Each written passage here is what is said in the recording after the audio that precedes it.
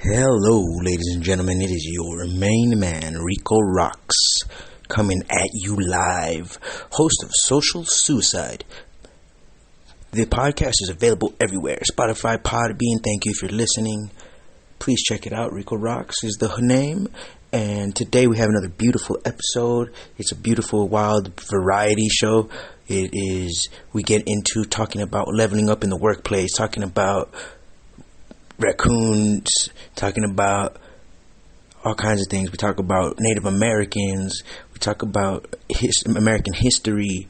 It's a beautiful talk. I was joined by Raccoon 6, Bella from Podbean, and what the heck is his name? William O'Connor, of course. Good old William O'Connor. And it was a blast, folks. The episode's a fun one. Thank you for listening. Please follow the show and enjoy.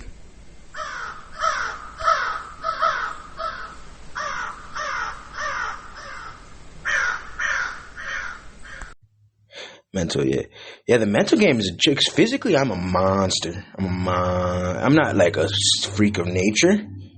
I'm not a freak of nature, but I am a monster of nature, if you can understand the two differences. A freak of nature is somebody who just has a natural talent.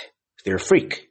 They have some aspect, which I have a bit of cool aspects, but I feel like nothing freakish except for my mindset. But the reason I'm a monster more than a freak, Raccoon 6, I'm getting into this. I think you'll appreciate this. I was just differentiating to Bobella here about the difference between a freak of nature, someone who is classified as a freak of nature, which I love them, amazing. If you're a freak of nature, God bless you, and kudos. But then there's what I describe, self-described monster of nature. Now, RICO ROXX is a monster of nature. Now, what this is, it's a little different than a freak of nature, because the freak of nature person is somebody who is just genetically superb, who naturally had natural talent or some sort of genetic or given thing. Now, a monster of nature is somebody who is a little less natural talent, but effort and a lot of methodology. And so that's where I'm a monster, for sure. But mentally, I'm a monster. I'm fucking a freak of nature mentally. But at work, it's funny. You don't get to truly get to see how you react until you get to see how you react. And just like Bella, today my job was pure detail and meticulousness. And it was interesting. I did not let myself down. I didn't disappoint myself at all. But I was a little surprised at how I was handling it. Not disappointed. Not upset at myself, but definitely interesting because when the tough got going, my mind was initially when it started getting high when mental stress started increasing and mental effort started increasing, I was like, okay, cool, I got this, this is what I do. I'm a high thinker, I'm a process machine, and Honestly, I really did really well. I handled it, and even at the most frustrating of situations, I started to complain in the mental. Man, Bella, get your ass up here, Bella. Get your ass here. Hello, folks. The next person we have on is a meticulous and detailed weird girl, and let's welcome Bella. Yeah, Bella. Oh. Hold on. There it is.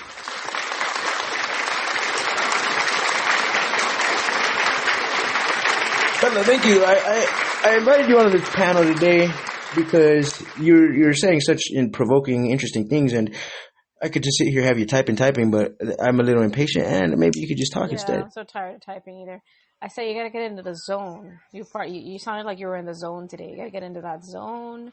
Once you get into that zone, the flow. Yeah, you get into the flow. You gotta get in your own zone. So I think it's a little weird. You asked me if I think it's weird that you work better under pressure. I do think it's a little weird, with all due respect, and I say the term weird with all the love in the world. But so explain to me what when the pressure starts to come, what is the process in which makes you better? versus worse? It just fuels me to do things better. I don't know. Is it? Do you redirect you redirect whatever is coming up from the pressure instead of looking at it as a negative? You redirect it into energy. No, I just think that's how I am. I work best under pressure. But I'm trying to figure out the process. I'm trying to figure out the mechanism. So it's like pressure starts. Yeah. So like pressure, deadlines. And then and when you feel stressed and you maybe feel like your mind is like, this is unfair. Why am I working so hard? Yeah, I get better results. And do you feel stressed? Do you feel stressed while you're getting better results, or do you feel? No, I feel good. I feel good. Good. That's very fascinating. Is it? What do you attribute that to? Do you attribute that to nature or to? I just think it's me. I just think that's how I'm built to work. I mean, I don't let it affect me like mentally and take it home and be like, oh, of course, it's nothing personal. No, nothing personal, but it's still happening in real time, and it's still. My personality is I need to work in a very busy, hectic environment in order to perform. So let me ask you this. What happens when something unexpected happens? Let's say you're in the flow and you're under a lot of pressure, and then all of a sudden something goes terribly unexpected. How do you respond? You gotta make sometimes an executive decision. Sometimes you gotta wing it. Sometimes you just gotta do it. You just gotta do it. But sometimes you don't have the answer. That's okay. Do you work alone or with other people? Mainly alone, but I do have a lot of resources and a lot of connections that help me. Right. Yeah, that's thank you for answering. I can call a friend. Right. Well, today, a lot of the things that were frustrating me mentally wasn't the pace of work. It wasn't the stress of the work itself. A lot of what I was just looking at myself, watching myself, and seeing how I was performing. The thing that really was adding to mental pressure was my coworkers, like the way they were. Like their role in the business, like that was adding way more pressure than the work itself. 100%. That because that's socially how you interact. Are they interacting with you? Right. Well, there's two ways. There's two particularly mentally that threw me off my element even a little, which is surprising. Which is one young girl. She thinks she's really hot stuff. Thinks she could talk to me. And she is talking to me, so I guess she's right. She's talking to me like in a way I don't appreciate. Like her tone, her just her energy towards me. Like it's not. It's her. It's just. I don't think it's funny. I don't think it's cute. But I'm not like, oh, act how I want her to act. Like I don't need to control people. But even so, like I want to check her. Like, hey, watch your fucking mouth. Like stop talking to me like I'm a fucking kid and stuff like this. That was a little frustrating, but I just bit my tongue and just like whatever. Like, and then this other girl is just like a person who is they are just a little mean. They're just they're just a little mean, and so it added pressure because instead of helping and like just having a mindset where it's like, okay, what can I do to help the situation? They just are bossy and are just like complaining, and they're just a little not the most optimal, which is a little frustrating because it's nice when you're around people who they're just doing, they can analyze the situation and do the thing to do. Team player. Is she a team player? Yeah, she's not a team player. That's exactly what she is. She's not a team player. So I have a girl who she's just thinks she's hot stuff, and I have a girl who's not a team player, and that to me is a little frustrating. Definitely nothing that broke me, nothing that was out of control, but just to note. So the next guest we have on is a person who he has a suit made out of raccoon fur, and I think he might be one of the only people in the country who has one, and he's legendary. Let's welcome Rocky Raccoon 6. I'm not the only one that has a raccoon coat. Oh, Rocky Raccoon, how do you do good under pressure? Would you consider yourself a person? Yeah. How good are you under pressure? Like amazing under pressure, or just well enough to get by under pressure? I think I do pretty daggone good. I mean, that's how I've lived my life under pressure. I mean, when you're in the military, you don't get waddled along. They literally pressure you to do everything, so you learn to do it under stress and to live with the stress and identify the stress. 100%. 100%. You talk about things like freak of nature. Okay, right? People put labels on shit. Okay, they put labels on everything. Freak of 100%. nature is what somebody determines is not normal, and their idea of normal Or something that is above normal, something that is out more than like something that is uncommon. Well, yeah, it's usually uncommon, but where is it uncommon at? How do compared we know compared to the ones around them? Exactly. Or compared to the median, compared to the average. But exactly, it's like you grow up in a city all your life. Hell, you don't even cut grass because you don't have any yard. You're in a condo, and you see somebody for the first time saying, "Hey, let's go cut some grass and make some money," or "Let's go do this," and you're not accustomed to it, and you go, "Whoa, this guy's crazy." So you're like saying that it's not a freak of nature; it's a freak of habit. Well, not a freak of habit. Now it's. Well, I just said freak just to keep it with the thing, but you're saying it's more a adaptation. Someone who's more adapted to a habit versus somebody who's just a talented genetic freak. But it's also an adaptation to culture, because city culture is different than country culture. Right. Different and then American city culture and American country culture is way different than culture of, let's say, Africa or deep parts of Mexico. Or we literally live in the lap of luxury here in the United States. We are the softest, most privileged, most spoon-fed nation. Is that what you're saying? Yeah. Because people and does that fuck with you? Does that ever fuck with you a little bit? Not even just a little bit? Hold on a minute now. Okay. People are taught in the United States that you don't have to do certain things to get along or to achieve greatness. You know, be a movie actor or a producer or be a football player or a basketball player. You don't have to do that crazy crap that the lower people have to do. You know, probably half our population don't even know how to change a tire or check the oil in their car. They just wait and call the daggone car. I think it's 50-50.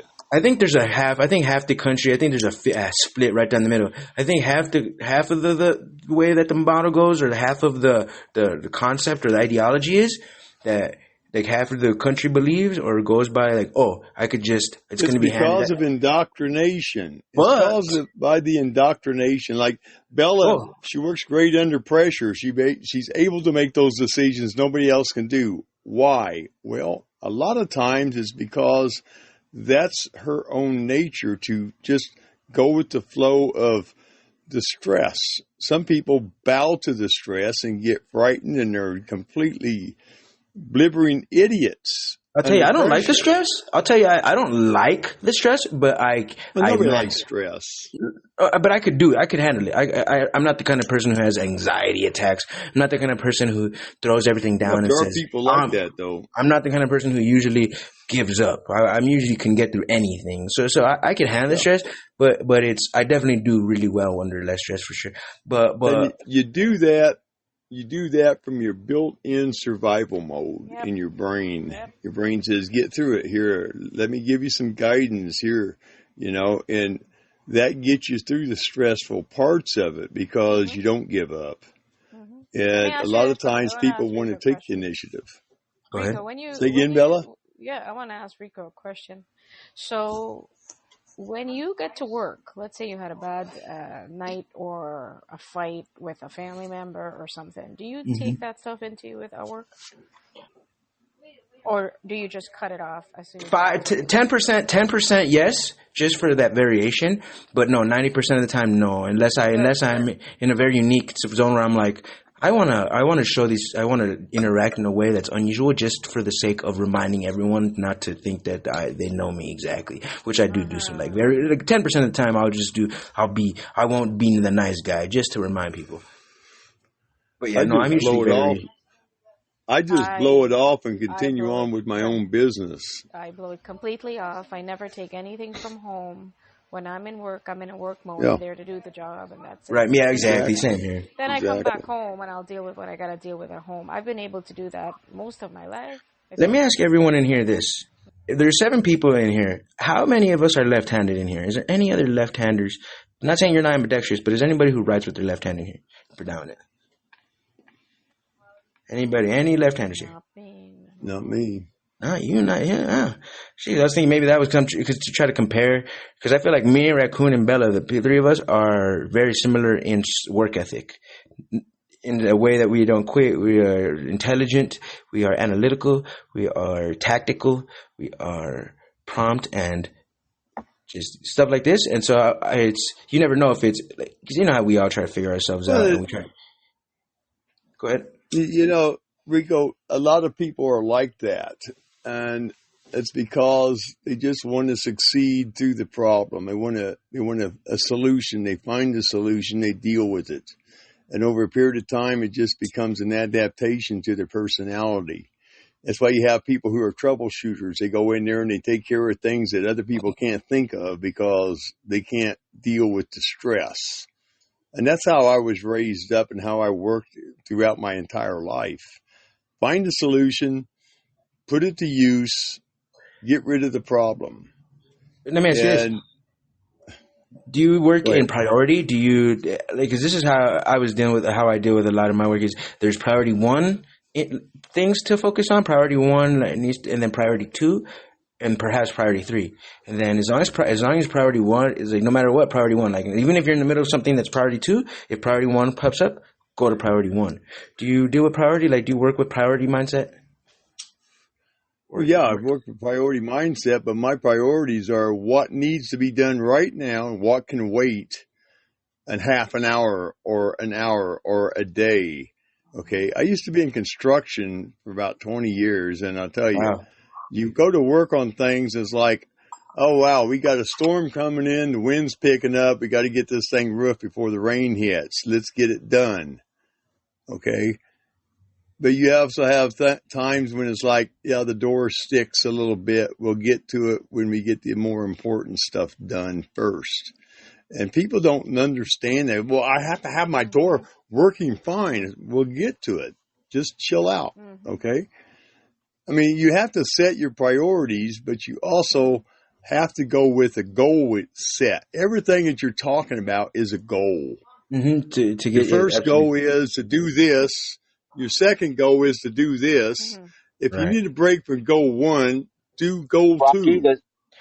Do goal 3 or whatever. Hello, folks. The next person we have on is literally the most angelic face on Podbean and is a walking angel in human form. Let's welcome William O'Connor. Aw, is that Bella or Mix? Talking about Bella. William, are you good under pressure when it comes to work? William, when it comes to working or task? I tell Rocky, his speech was very good, but there's one other ingredient. Procrastination. Procrastination, Rocky. Procrastination. Oh, yeah. A lot of people procrastinate the crap out of things. I'm a pretty bad procrastinator. But then everybody procrastinates at some point. Done, you know? I'm pretty bad at procrastination, but so let me ask you this. So let me just fill in what happened today. So at work today, I went as hard as I could, but it was more mental than physical. Still pretty, like 25% physical and 75% mental, which I usually work in a 75% physical, 25% mental. So today was a bit of a flipperooski. And so physically, the 25%, I had it, but mentally and all this. So, but it was interesting. At the end of the day, I did my job well, no complaints, great day, but I did not go to my dream state. Like, if it was up to me, what my goal was to do what I was doing. You can't be on cruise control when you're a manager like that. You cannot be on cruise control. No, I'm not saying cruise control, but I had a goal. Like, I wanted to do my job and detail and clean my area and while I was working, but the work had me so busy I didn't have time to detail the area. And I was like, by the time the day's done, I will have the detail area. And like little by little, I would, as soon as I had a second, I would try to detail. And I was never able to find free time. That's called setting a goal. You set a goal to get the damn thing done, and you ended up doing it. I did it, but I wasn't able to do the bonus. You have to set goals, and you got to stand back away from the procrastination of, well, I'll get to it whenever. Rocky? And, Yep. Huh? Oh, there's an old saying, Rocky. You probably know it. How do you eat an elephant, Rocky? One bite at a time? One bite at a time. Okay. I heard that when I was a kid, man. Oh, I told you. I thought you would know it. Yeah. But I don't actually, even know how I do that answer. I just pulled that at my ass. I think he just. Another thing whipped too that to out. remember under stress is when do you stop digging the hole? Mm-hmm. dude, You know? if you're in a hole, stop digging. If you're in a hole, stop Exactly. digging. Exactly. See, I disagree. I respectfully disagree. I say don't stop digging and then you'll never be in a hole. I think that you become in a hole if you Think stop about digging. stress. Sometimes you dig a hole without realizing it, and then you got to stand back and go, "What the heck am I doing? I got to try something else." Okay, I am not that's stopping the bragging or digging. anything like that, but I worked under tremendous stress for 30 Press? years. You work on a And tremendous press? Damn. No, I'm just kidding. So what do you mean by that? Can you give an example or can you give a little detail on what you mean by that? Was it mental or physical stress? stress? Oh, it was complete mental stress. And Ooh, which is one of the I tougher think, ones. I think mental stress is harder. it took me about 4 or 5 years after I retired to actually come down off it. Because physical stress, I think you guys would agree with me when I say that physical stress, your body can become a well machine. Oh, You get no. stronger. You can get quick. But mental stress, it's almost like your body. You're like you could build mental fortitude over time, but I think mental stress is a little more unpredictable. And it's a I little turned more. into a freaking machine. You know what I mean? I turned into a machine. How long and what was the process? Like, what did you gain? Like, what skills did you gain that made you a machine? Like, what did you get better at versus not? Well, I think I've explained my old job to you there, Rico. I don't know. They were air traffic controller. Correct. And So every explain day, to me. So like when you started, you were pretty good, but by the end, you were great. oh, I was a freaking legend. So what had changed? What's changed from day one to day 2000? Experience. So just muscle memory and familiarity and expertise. Exactly. All of it. That all combined. All of it plays, Rico. Oh, 100%. I agree. Thing you have to remember is every job has a certain amount of stress to it.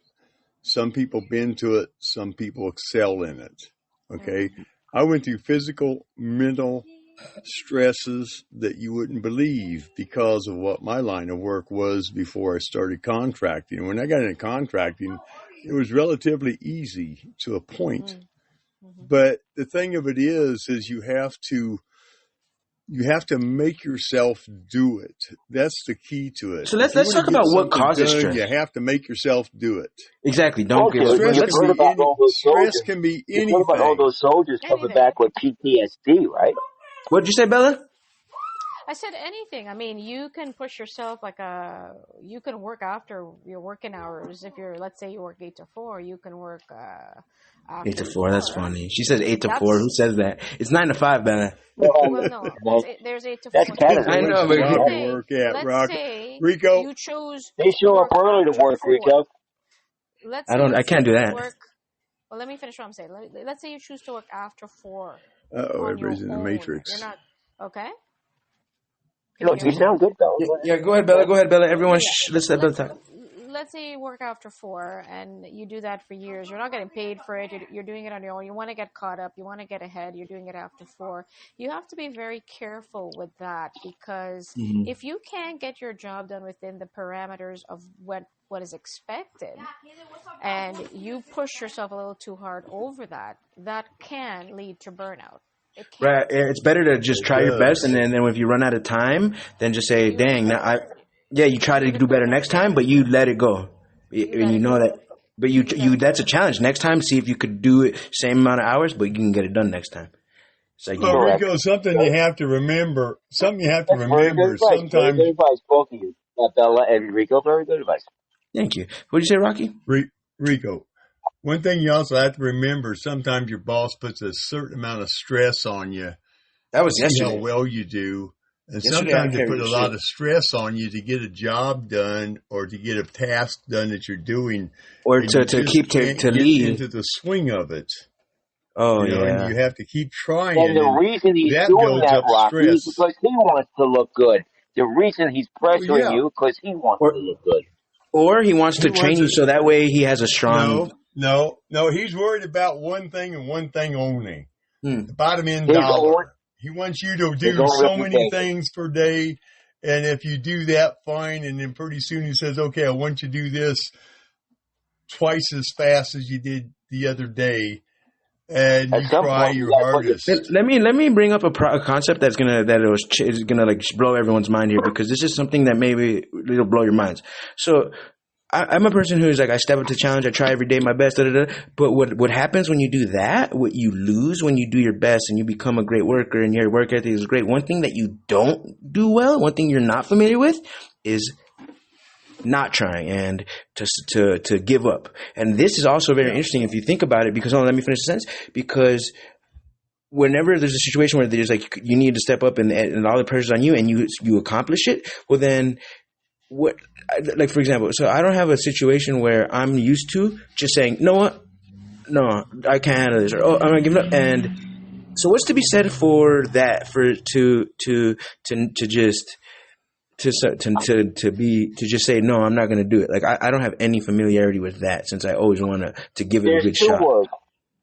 Two words, Rico. Persistence and consistency. If you go in there Yep. and be persistent and consistent every day, nobody Okay. can complain. Okay, I remember what I was saying now. I kind of lost train of thought. So what happens is, so let's say that you had a lot of pressure. Has anybody in here ever just said, you know what? Nope, I get not today, or oh Yep. nope, it's too much, You have to learn to say and no. then just say You have to learn to say and no. just fail and be That's okay what with being a Just as failure. much as you can say yes all the time, you also have to learn to say no. And you So give me an example of Yeah, that. that's what sick days are for, dude. You If your call in. boss comes It's to you called a with a mental day project, off. if your boss comes to you with a project and it's feasible or it's not feasible, you can't meet it, you can't meet the deadline, you need resources, you have to communicate that, because Dude, I hate that. Like I don't let myself go there but often. you That's a have to, because if you don't, then you're over promising something that you can't finish, and then right, or running yourself to the bone. they will respect you more and come and say, okay, so what do you need? And if they don't help you, then that's kind of like, I don't think that's being a good boss, really. If they're not going to help you with something that you need. Bella, did you start off with great work ethic, or did you start off with a shitty work ethic and then realize that? I've always had a very high work ethic, and I've been much of a perfectionist, which has come to.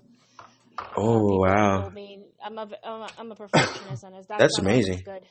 No, it's right, not. right. No, I mean, no, it is kind of amazing. It's kind of amazing. What I mean, amazing in the sense, amazing, but just amazing. I mean, it's interesting. Work to your dismay as well. 100%. I started off with Rico, a little yes. Rico, something that you have to something you have to understand, Rico, is that your work ethics are brought on by the prior jobs you get that help you become a strong worker. And then the decision and be able to be a strong worker. Well, hold on a minute. You have to be able to communicate with your boss or your supervisor or whoever it is, even though he might not have any clue about what's going on. He just says, I've been told you got to do this. And he has no idea what the heck you have to do, but you have to strive to get it done. Mm-hmm. And sometimes you have to say, hey, I need some help to do this. This is too much, or this is too heavy, or this is going to take longer time than. And if you don't do that. That's way less. That's way less, right? Listen, hold on. Then they look at that as a failure and you lose your job in some instances. Right. You have to be able to communicate, but you also have to be persistent. And getting things done to a certain point and say, hey, look, I got to this point by myself and I asked you for help and you didn't let me have any. Yeah. I mean, I used to work in machinery. I worked in the military in different jobs. I worked as a construction contractor, and I went around doing shit nobody wanted to do as a contractor. And I say, let me make your dream come true. Here's how we'll do it. Wow. And I completed my jobs without any problems. Wow. Okay, without any real problems. Sometimes I did have problems, and it's like, well, crap. Okay, it's going to take an extra day, you know. And the people still got what they wanted. They still got how they envisioned it, because I helped them visualize what they wanted. I had a woman want a room turned into a walk-in closet. It was a bedroom. Nobody would touch it. I went in there and said, I can make your dream come true. How long have you been waiting? Because I've been waiting for 10 years to get somebody to do this. When I got done, that woman gave me $1,000 tip because she was so freaking happy. I mean, what really is the difference between a room and a closet? Just like putting up some fucking poles to hang your clothes on? Really? Like, that seems like something. It's not quite that. It's not quite that easy. What's the transition? Like you have to. No, dude, Rocky, I got a guy racks, and I put. Well, hold on. I put in racks along the walls. I put in some standing racks I made out of wood. I put in drawers and small Chester drawers in there for her to put clothes and stuff in. And she was elated with it. She was fucking so happy she couldn't stand it. Do you still do piecework? Because if you're for hire, I would love. I don't even have a car, but let's just pretend I have a car. I'm freaking retired. I was gonna say my request is if I could have you do a custom, do my entire. I want you to do the entire interior of my car in Raccoon fur. So I haven't Raccoon fur. I've only got 50 raccoons stand. I don't think I have enough. Yeah, Cadillac all raccooned out. Cadillac. All right. Hey, Rico, stand by. Rocky, I have a dude that my kitchen is being transformed Monday and Tuesday, 2 days down, right? Yeah. My kitchen is being transformed. It's not cheap. Did you hire somebody you knew, or did you hire somebody just how did you find the person who's doing it? I went to a home show and I looked at their product. I said, "This stuff is cool." You know? Are they? Do you think they're charging you fair, or do you think you're paying like high top dollar? Well, I was going to ask Rocky. Rocky, what's a complete gut refurb of a kitchen cost? You think $10,000?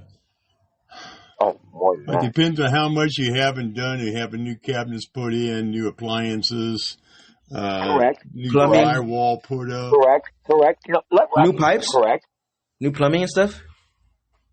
Oh yeah, you have to put new plumbing in when you put the daggone a new sink, sinks. A new sink there, Rico. Yeah. But no, but not new actual like drain pipes and stuff like PVC and like stuff like this. If you give me a second, Rico, I'll explain to Rocky what I'm doing.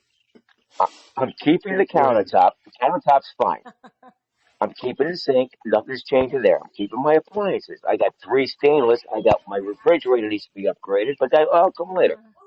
But the dude is relaminating. It's called refacing. Are you familiar with that, Rocky? Oh, Raccoon. Oh, Rocky's Raccoon meter went off. There's a Raccoon. I had a phone call coming in there for a second. Okay. Hey, William, is your refrigerator still running? It's, oh my God, it's down the street, Rico. Oh, you better go catch it.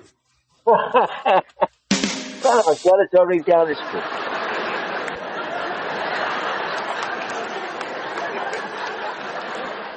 Woo! Now, William, the thing that I look at is, did he bring in new cabinets for you? And how much did the cabinets cost? I'll be back up. I'm keeping the carcasses. I'm keeping the boxes. Thank you for calling in. Right? They're relaminating them with a laminate. Okay. Yeah. And this dude's working by himself 2 days, right? Son of a gun, he gets here at 7, leaves at 3, does his job, and he splits, you know? Is he young looks to be in his late 20s, maybe? Wow, what an interesting guy. What a go-getter. He's on his own? No, he's a crew member. He's a freaking, tradesman for this company, you know? I would love to do that. I would love to be like that. They trust him to go on the site and just do it. All you gotta do is leave him alone. Don't interrupt him, you know? I did some gutters on a house last summer by myself where I had the gutter truck and I put the gutters on the house by myself and put the spouts and everything. Anyway, William, that was probably costing you, with today's prices, I say probably $15,000. Dude, you're not far off. I don't know the extent of how big 16. your, 16. 30 cabinets, 16. Well, How much of it is okay. material Well, versus labor? I said 15, so you're saying 16. Oh, I said you were very close, Rocky. I said you were very close. Yeah, very close. Yeah. So, guys, let me ask you this. I could use your guys' fatherly advice because you guys are both like big brother kind of persons here.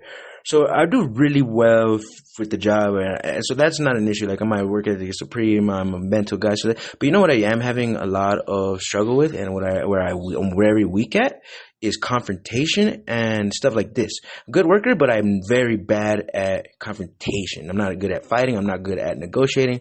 These kind of things. I was a shitty salesman, and so I work like a man who's worth 10 times what I get, and I want to get a pay increase, and I really want to talk to my bosses about paying me more, but I just keep avoiding it, and I don't know what to say, and it's starting to frustrate me. Like, how do I get a pay increase? What do I tell them? Rico, Well, the first step is you got to be willing to correct the employees. You got to be willing to make them stand up and call them out when they're doing wrong. Yeah. No, I'm talking. Okay, that's fine. I will, but I'm You talking have about to like as far as show, me. you have to, hey, Rico, you have to show leadership with your subordinates. Now I'm doing this, but they're not, now how do I now that like do I come up to them and say, hey, listen, I've shown you I'm a good leader, I'm showing this, so now pay me better? Like, how do I just am having a struggle like bringing up the conversation of a raise. Well, first of all, your crew has to show the improvement of your shift that is more sort of productive than the other one. Which I think it is. I think either I've done all the, I've proved myself. I put in the work. Now it's just like they're just like stringing me. Like now they're just having fun. Like they're like, wow, look what great and like they're just milking me at this point. How do I go from being milked to you go. Hey, I've been looking around. I might be able to get more pay at another restaurant. Right, but then like I feel like that's negative. If I just go in there and be like, oh, I'll go somewhere else if you don't pay me, I feel like that gives a bad taste in their mouth, like a threat. Is that the way to go? It is a threat. It is a threat, Rico. Rico, the thing you got to ask yourself is, you want to be a slave to the same son of a bitch that pays you poorly, or you want to be a slave to the guy that's going to pay you well? It is a threat, Rico. Can you repeat that? Can you repeat that, Rocky? I said, do you want to be a slave to the person that pays you like crap, or do you want to be a slave to the person that treats you well? Is that how I talk to him? Tell him, like, listen, I'll be your slave, but I want to be a well-paid slave. No, you don't use those words, Rico. You don't use those words. That's what I'm asking. I'm saying to you, Rico, do you want to be a slave to somebody who pays you tiddlywinks? No. Or do you want to be a slave to somebody who pays you well? Yes, that's what I want. Enough to be. Rico, okay. I'm the latter right now. You have to stand up. Rico, here's what you do. The dude that's above you go, look, sir, I enjoy working here. I like my employees. I think I'm doing a good job. I think I'm going to start looking for other options because I need more money. I think that's a nice way. See, like that, I feel like I'm comfortable with, and I play the snare out in my head. I've been needing to do. I should have brought this talk to them probably like 2 weeks ago. Don't threaten to quit. Don't threaten to give them 2 weeks notice or anything. Just go. I'm exploring my options. Okay, you know, guys, I'm performing like a fucking like a high level guy, and I'm getting paid minimum wage, and I'm performing like I'm running crews. I'm fucking like I'm doing death defying work. I'm fucking shining. I'm getting compliments constantly. I'm getting compliments constantly. Get like from customers. Like I'm a superstar, Rico, and then I'm getting paid minimum wage. You say, Rico, tell your boss, I'm exploring my options. Rico, what you have to do is you have to go in and just talk with him. Don't be afraid of your damn boss. Exactly. Go in there and say, He's hey, not boss, just go in there you. and say, you can go in there and say, hey, boss, look, I've been looking at these things that I can do in other places to make more money. And I would like to stay here and make a little bit more money than what you're giving me now. And I feel I'm doing it because here I'm doing this, and this. You know, you explain to him because he might not even be watching you. Oh, no, he's definitely watching you. He might be, well, listen, he might be listening to somebody else on the shift who's taking the credit for what you're doing. Yeah, no. You have to explain yourself, and if you don't explain yourself, you won't go nowhere. So guys, keep updated on this. Like very soon when we talk again, check on me in like a week, and like I'll tell you the update of how that conversation went. Because I'm Well, getting dude, to. you can't be confrontational. Do not be confrontational. I think I'll be Yeah, don't be confrontational, but I just am confrontational. afraid. Yeah, I'm You not a very have confrontational guy. sometimes your boss is looking for somebody that's got a set of gonads that'll take care of things. Right. I mean, you have to I show think I'm ready what for this talk. you have to show and explain to the boss what you're worth. And you have to Speak be the truth, Rico. upfront, Yep. and you have to be honest about it. Right. Exactly. I think I'm worth very much. I think I've proved myself. I think it is. But they're not bringing up the Well, conversation you might first. think so, but he might not be getting those vibes, and you need to talk to him. Right. Yeah, Well, because definitely. I don't see how they wouldn't though. I'm pretty outstanding. I'm pretty abnormal and uncommonly Yeah, good. but he thinks he might be satisfied while you're being paid. Yeah. Exactly. I think that's the problem. You have Like to I was go waiting in for them to bring it up. No, they won't bring it up. Oh, they won't They're bring worried it up, about dude. they're worried won't about the bring it up. top end dollar, Rico. Oh, that's all they're worried about is the top end dollar. And if you're a good worker or a great worker, they want to keep you. They'll pay you a little bit more. But if he says, no, I can't afford to pay you anymore, and you know sales are up, you know that everything's running fine, you say, hey, look, boss, I can probably explore some other options then. Right. Dude, Like I even got an upgrade. I got a promotion. I got a promotion without even getting a pay increase. Now listen to If me, they can keep you at this Rico. current pay, Rico, why would they pay you more? Yeah. I did because I give my work my heart out and Oh, for that, No, it's because you don't speak up for yourself. I agree. I don't. You have to speak up for yourself, and you got to show them that, hey, I've got other options I can go to. I can go to another place down the street if I have to, but Exactly. you don't want to. You want to stay right there and work with him because you like the place, and you tell him how good the company's running and stuff. But you have to explain where your feet are standing at the time. If you want to get a little bit more money, it doesn't hurt to say, hey, boss, can I have an extra couple bucks an hour? I'm working my butt off. Here's what I'm getting done, and blah, blah, blah. You might find out you might become the new assistant manager if you're that good. Exactly. Right. I mean, I'm a shift manager now. Went from crew member to shift manager. Yeah, but a shift manager ain't shit. Right. I'm very. Be the assistant manager. When he ain't there, you're running the show, and you show him that you can keep it going. Right. That's where I'm still early. I'm still early learning and stuff. But that's when you're trying to learn it. And like I say, you have to explain yourself. If you're afraid to explain yourself to your boss, you will not succeed to where you want to go, only where they want to keep you. I'm going to have a headphone with you guys in my ear when I talk to my boss. I'm going to have you guys there. Oh, dude, would be like that Rocky, there's that story of the dude with the big nose that would whisper into the one dude's ear all the poetry to the lady. Yeah. Cool. Yeah, that's amazing. Yeah, guys, this is going to happen. I think the next day, I keep telling myself, the next day I go into work, I'm going to have this talk. The girl fell in love with the words, Rico. The girl fell in love with the words, Yeah, exactly. I don't know. I'm a bit non-confrontational, but I'm a great worker. You're apprehensive. You're apprehensive is what you are. You is that get out of that. Yeah, I need to. It's an annoying feature. If you stay apprehensive, you'll stay where you're at. Sometimes you got to grab the alligator. Sometimes you got to grab the alligator by the back, the tail, and smack him on top of the head. Okay? Absolutely. Don't be afraid to grab the alligator. I'm going to, man. I'm going to have this talk, and just go in there and talk to him. I'm very serious. Do not get confrontational. Don't sound. No, I'm not. That's not my nature. I'm not a bully or anything. Don't threaten to quit or threaten to do. Don't do that. Just explain to them. Go, dude. Some people say that's the way to go. Some people say the quitting is the way to go, and then they'll call you back like, "Oh, come back. Oh, we'll give you what you want." Not all the time, Rico. Just ask them. Go, dude. Am I ever going to make more money here? Right. That's a good question. How do I make more money? Right. Like now, and I just started training. How do I make more money without putting my hand in the till like everybody else is doing? Exactly. How do I make more money without sneaking products out the storage and selling them on the side here? Yeah, I mean, you just ask. Does that happen? Does that really happen, Rico?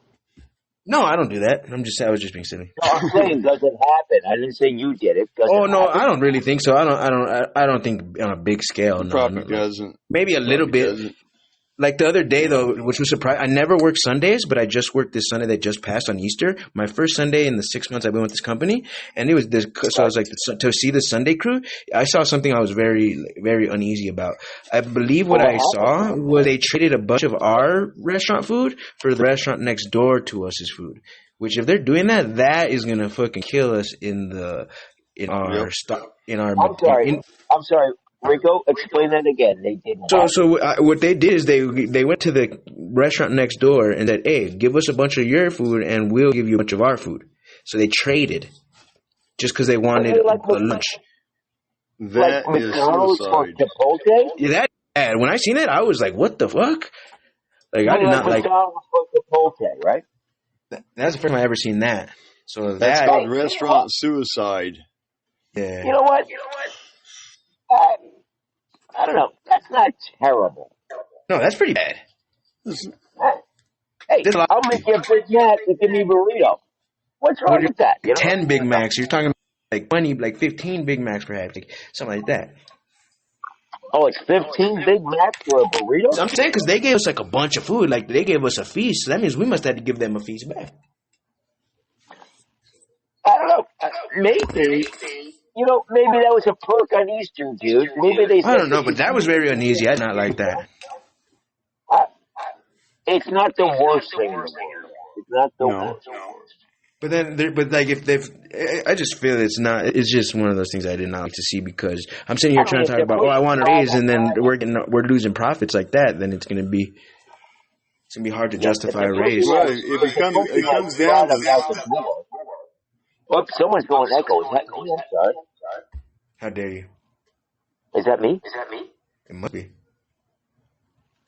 I don't know. Yeah, it sounds like it was yours. Well, guys, thank you very much for talking about pressure and work. I have an echo now too. No, everybody's echoing. I think you guys have dementia. It's not just no. Hey, do you guys know that I once swung a raccoon around by its tail till its asshole whistled? Rocky Raccoon. It wasn't a very big raccoon if you did that. You should see some of these monsters I get to catch. Oh. I get some that could probably tear up. We're not talking about your dates, Rocky. We're not talking about the women you bring home. Oh, dude, I ain't talking about the women put a big either, cement block on the garbage can every night because the freaking raccoons go in there. Dude, you ever see a 70-pound raccoon and what it could do? Oh, man. Okay, it's so a dog killer. Let me ask you guys this: a pack of dogs, man. Who would win? Who would win, a 70-pound raccoon or a 70-pound skunk? The dog. The dogs will die because the raccoon is vicious and they will mess you. No, I'm talking about skunk though. Skunk versus raccoon. Giant skunk versus giant raccoon. Who wins? Raccoon will kill it. Really, skunk is a weird creature. It is, but it's defensive versus spray. I used to walk my dogs before I went to work, right? I used to walk my dogs early in the morning before I went to work. My tutor. And one morning, I swear to God, I just walked through a skunk cloud, right? I was like, oh, shit. And I walked, but I was already dressed for work, right? So I get the dogs in and I don't smell too bad. I go to work and everybody's going, Jesus Christ, you smell like a goddamn skunk. Smoking that good weed. No, that vapor is made with an oil. I trap skunks, and that vapor has an oil to it, and it will attach itself to everything. It's oil. It's like a fucking oil that you can't. It's like petroleum jelly. It's an oil. It's like petroleum jelly, dude. About the only reason I would buy a gun would be to shoot a goddamn skunk. It's baby oil, basically. No, ain't baby oil. Raccoon essence. Guys. Raccoon skunk essence used to be used in the best perfumes available because it's raccoon skunk. And it stayed forever. No, they would take it and they would dilute down the smell and use the oils off of it to make perfume last longer and stay on the body longer. Is that true? Is that real? Wow. Yes. That's crazy. Yes, it That's is. crazy. I'm gonna look this up. I'm gonna look this up right now. Look it If up. that's true. Look it I'm up. gonna look it up. I'm gonna look it up. The best French perfume is made with skunk essence. I feel like but that's. it's I feel like been that's like denatured. something that ain't true. Listen to me. Listen. It's denatured so it doesn't stink, but the oil is still there, and the oil bonds to everything. Wow. You know Wow. what's I mean, it actually makes pretty some cool sense. It makes some sense, I but used still, to like sell this Some shit, man. people I used to sell keep the skunk this in check. shit. that's like some people They who have eat blue that. cheese. Like it's something so repulsive, yet some people I like it. love blue cheese. I No, love it's blue not cheese. repulsive. It's not repulsive when they refine it. What they do is they take the smell out of it. They add a Right. few Oh, so chemicals it's in just it the that pheromones. kills the smell. Yeah, they kill the No, pheromones in it's it, the and then oil. the It's oil a is special left. oil. Oh, because it has a natural oil. No, Yeah, just like bear grease. Yeah. it's a natural bonding oil. Ah, I see. It's like It's a natural WD-40. bonding oil that sticks and doesn't That's freaking lose crazy. its grip on nothing. It's crazy to think that No. nature is actually more efficient and more powerful or more great than synthetic man-made oil. Oh Like yeah. Dude, when whale did you figure that blubber, out? bear When did you grease. figure that out? Today? Like You bear what? grease is some of the best oil in the world. Well, bear grease is a good oil, but there's a lot of other things out there that are also natural that are sold. I used to sell beaver castor and skunk essence and different glands off the daggone coyotes and the raccoons and the mink, the Really? muskrats. Wow. And I I cut wonder what those human essence little is. I things wonder off. how good we are. Listen to me. Listen to me. I cut those off. I put them in the freezer bag. I freeze them until I get ready to sell them to a fur dealer, and he sells them on the open market at the fur auctions. And they have people who come to the fur auctions just for gland. They go in there to What do buy they, different kinds of glands. Like one what of are the they best using for, ones, Rocky? huh? They're not making perfume. Are they making perfume? Depends on who's buying what. I'm trying to Why explain would, to why you. would, Well, hold on, why do William. people buy the glands? Why do people buy Beaver the glands? beaver castor is used in food as a natural flavor enhancer. Mm. Oh. Like umami, Yeah, bone ice marrow kind of cream. thing. You like What's ice castor? cream with vanilla? It's a perfect one for that Oh, I because love that's vanilla. what beaver castor smells like, vanilla. Oh, So it's really? easy to hide. Oh. But it also helps bond the daggone ice cream taste together. Interesting. Okay. Oh, dude, Rico, you'd be amazed that every part of that cow that they slaughtered for your hamburger meat is used in something. Oh yeah, Oh, no, yeah, I believe that. Cultures not do that. just that. Not just that, but you know what's in chlorine bleach? No, let me guess. Let me think. Chlorine bleach. Is it? Chlorine? Fuck. Let me think. Chlorine Is bleach. it? Stuff you Is put in your it? clothes. Hold on, don't answer. I want to see if Yeah. my mind could formulate. Let me think about it for Huh. 2 seconds. Is it It's a Break the bone? word compound. Is down. it bone marrow? Nope. Okay. Urea. Oh, get out of here. Urea. Get Where does ammonia? urea come from? Bladder. You piss it. Exactly. Comes It's from my penis. refined down and the urea is taken out of the pee My and it's dick. used in chlorine bleach because it also helps with the reduction of stains. Oh, But like If you baking put a soda or how do they something like if capture you baking put it? soda? if you put a drop of chlorine bleach in your goddamn water to purify it, guess what? What? You're drinking cow piss. Yeah, that's something that they do, like a How do survival they technique. I capture the learned. gas? If you take Huh? pool I shock, have no idea. you could I'm take pool curious. shock How and do they pure. capture the? Oh, Hey, go ahead, William. you Okay, guys go ahead, Rico. you guys Go are ahead, lapping Rico. each other. Okay, William, you go first. How do they capture cow piss? Yeah, how do we capture cow They piss? butcher the animals. They drain the daggone bladder, or they cut the bladder out, and they take Oh, and tie them off, and they send them out. And it's I get it. dried. I It's get dried in an oven, That's and crazy. then it's broken down chemically to get out the certain kinds of it. chemicals and nutrients in it. It's Because got to what take is a lot of pee? cows. It's got to take a lot of cows to get that much urea, Well, though. let me tell you Yeah. something. Let me tell you something. There's only like maybe 0.1% of the damn thing has urea in it. Now, Huh. just think of how many cows are killed every year in open markets Oh, I around know. the world. Oh, you guys, so okay, thank you Millions for that. and That's millions a fascinating. year. Bella just put in chat, which was going to be my point bringing up, is she asked, we are cleaning with cow piss, so what about chlorine to clean pools? Well, that's interesting you asked that, Bella, because Exactly. what I Now, learned from this survival group, this couple, Well, this old survivalist couple, is that you could purify water, like in an emergency situation, with pool shock. well, yeah, on a similar topic, well, hold on, guys. Let me break this yeah, down for you. Okay, I used to be in water purification when I was a medic. I had to go around monitor the ship with a right, extensive test kit. Okay, right. what they don't use is bleach. Bleach is really not what you want to use. What you want to use is calcium hypochloride, which is a natural salt. It's been purified to get all the other Correct. crap out of it. And Yep. that's what's used in water purification is calcium hypochloride, not chlorine. But it can work if you use chlorine. You might get the shits for a day, but your body will get used to it and then it'll pass But through you and shock the won't pool. bother You you no shock more. your pool with chlorine. You shock your pool with And you're chlorine. killing what?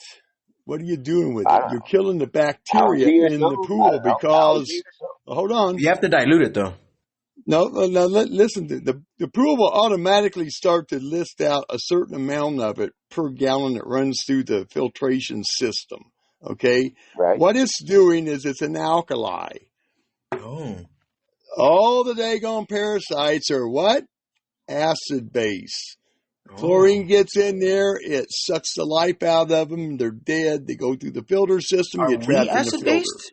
Are humans acid based? Well, we're acid. Everything living We has have a a certain amount of balance, acid. We have a Rico. We have balanced a balance. pH. Yeah. Yeah, bacteria is a little more Between simple. So it's between 6.2 and 7.2 is what we run on. Some people have a is that little the more pH? acid. Is that our pH? That's our pH. All right. So We're as far as, balanced more with alkali. That's why when you get dehydrated, you crave salt. Because right, Correct. your That's body correct. gets rid of salt. Your brain says, I need salt or you're going to pass out. So you yeah, get Correct. salt or you pass out. yeah, and then glucose is sugar. Yep. Well, that's All an right. So insulin to get back to the thing. skunk That's an thing, insulin. there's 2 points I'm going to look up that Raccoon talked about. One was the skunk perfume, and the second one is I was going to ask what a word he used means when he talked about squirrel. Is a word he used, like not essence, but something like that. He said a raccoon and then a word after it, which I'm not I familiar said with. skunk essence. Yeah, but what's another word you It's used? the smell. You said like I It's think the Skunk, there's something like that. You said a skunk different word. essence. Just take and search What's skunk another word you gland used? Yeah. uses. All right, Look up I did skunk already. I did gland already. So uses. let's check this out. It says skunks belong to the family Mephitidae, which means Yeah. double foul odor. Latin. They have the ability to spew the noxious secretion from twin and anal glands, as a mist or a stream that can reach up to 15 feet. Either way, you can smell this think a full mile away. Predators or pets who Yep. receive a direct hit equivalent to getting a face full of tear gas, says one writer, can suffer from temporary blindness and vomiting. Some perfume manufacturers rely on skunk secretions. The skunk's offensive output also features ingredients that cause the smell to linger for weeks. Distilled Yep. from the thiols, these chemicals are added to perfumes to make the pleasant and expensive scent last longer. By the way, skunks themselves are turned off by several smells: citrus, ammonia, mothballs, and urine of predators like coyotes and foxes. So now the second thing I was going to look up, whenever you mentioned that you used to use these different things, you were like, oh, I use this and I use that. Can you repeat like that phrase that you were saying? Like you were like, oh, I use these, I used to sell this, I used to do this. Because there was a word that I wanted to look up, but I can't remember what it was. Okay, beaver castor. That That's a castor. big one. Yeah, that what's castor? survived. I'm going to look up castor. Beaver castor, that's the anal glands of a beaver. He marks his Oh, territory by shitting a little bit of essence onto a mound of dirt. animal Okay. castor. It has a smell kind of like Oh, vanilla to beaver. it. Beaver castor. Beaver castor. Gestation period. Interesting. What is an animal called a castor? Beaver. Castor canonidius. Beaver. Laura Rogers.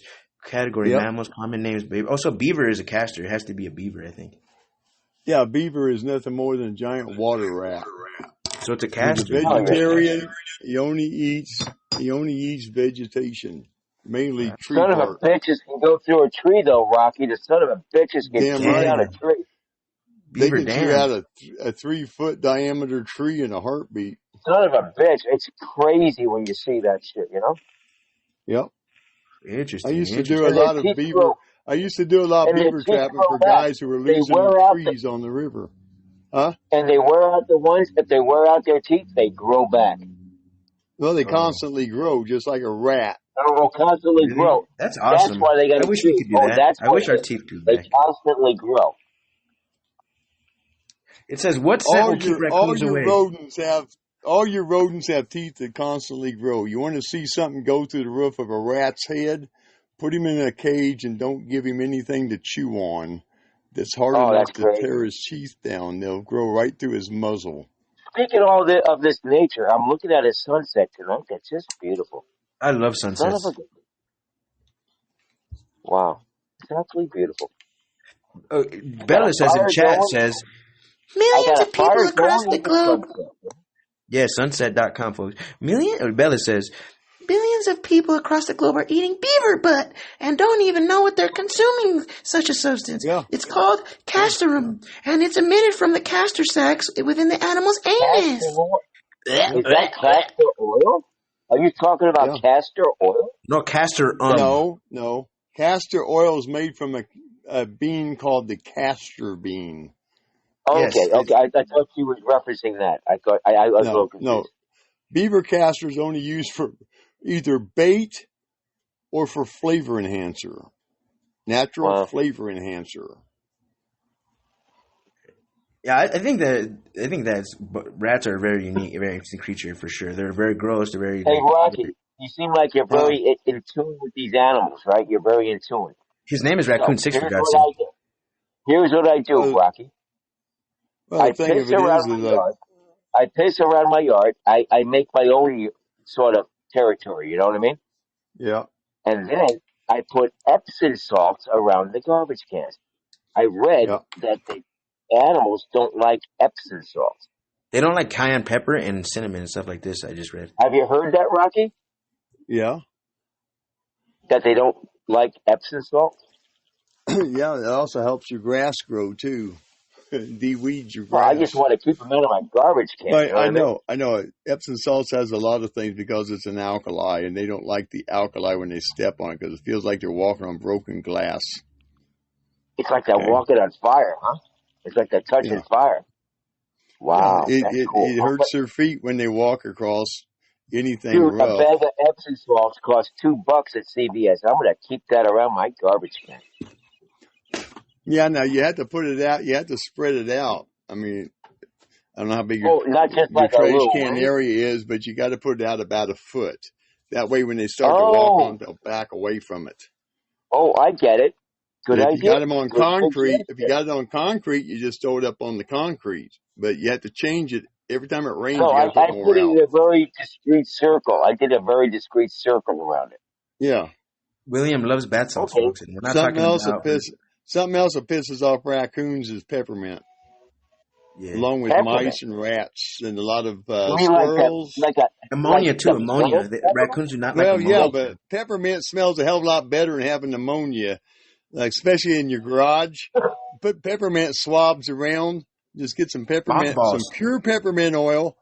Put it on cotton balls and throw it in your garage. You won't have no mice in that sucker because they do not like the smell Wow. of peppermint. You're kidding Same me, with Rocky. squirrels. You're kidding me, man. You're kidding All me. Yeah, they don't rodents, like that. They don't like listen to chili me, powder. listen to me. All rodents hate the smell of peppermint. That's weird. I gotta keep the squirrels off the bird feeders, dude.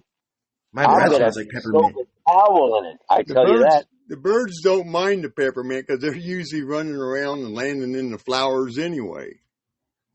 So Right. that doesn't bother them. But when when I'll put rodents a get special around feeder. peppermint, it The just thing is, throws I don't a mind the squirrels. kink in them. I'll put a special feeder out for them, but I don't like them climbing up to my goddamn feeders. You know what I mean? Yeah, but you have to constantly keep your other feeder filled between the birds and the squirrels. Birds and the bees. I got nothing else to do. Rocky, I got nothing else to do. I fill them every morning, you know? Really? What am I, Wow, you're one what of am I them. You're one of them. I'm one of them. I'm just kidding. Something you can do with the squirrels is make a funnel and hook it to your tube that you may have your bird feeder Correct. on. Correct. Put that funnel around the tube and make it about a foot to 16 inches in diameter at the bottom. They can't get over it. They can't It's too climb over smooth it. for them. I understand It's that. too smooth for them to grab onto, and they can't get And they around hang it. it upside down for a momentary thing, and they fall. Yep. But when they I get get on it. that, if they get on that funnel though, they'll fall right off of it because they can't grip it. Correct. Correct. All right. Rocky, you're sort of an outdoors dude. Are Yeah, you no, like Rocky Uh, Raccoon is the outdoors king of I've been Podbean. I've been trapping since I was 16. So let's see, that would be what, 57 years, 47 years. All right. Here's a reference only Rocky will get. Here's a reference only Rocky will get. Rico, you have no. Okay. I don't know, Rocky. Should I give Rico a chance at it? Yeah, don't judge You me. can. Don't limit me. Okay, Rico. Here's the question. Do you know who Jeremiah Johnson is? Of course, I know who Jeremiah I live in Johnson this is. Oh, don't country. Google it. Don't Google it, dude. He won't find Rocky knows. anything other than I know, he of course. won't I find don't have to anything Google other than the shit. He's a name. Mexican American writer, veteran. Nope. Wrong. Oh, Wrong. really? Jeremiah Johnson was actually named John Johnson, who ran the fur area here where I'm laying at right now. This is his country. He roamed around in Are you trapping telling me it was a real fur. dude, No, I don't know Rocky? who that is. I'm just kidding. I have no idea Yes, who that his is. name was John Johnson. He was a mountain man here in the 1840s, up to the 1840s.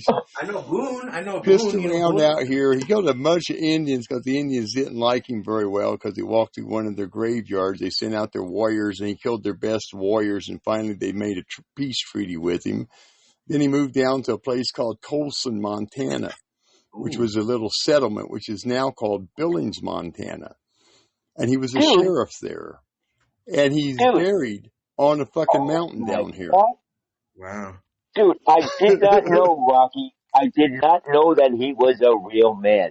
I'm thinking of the Yes. movie with Robert Redford, you know? They could not get the rights to the full name, so they made up Jeremiah.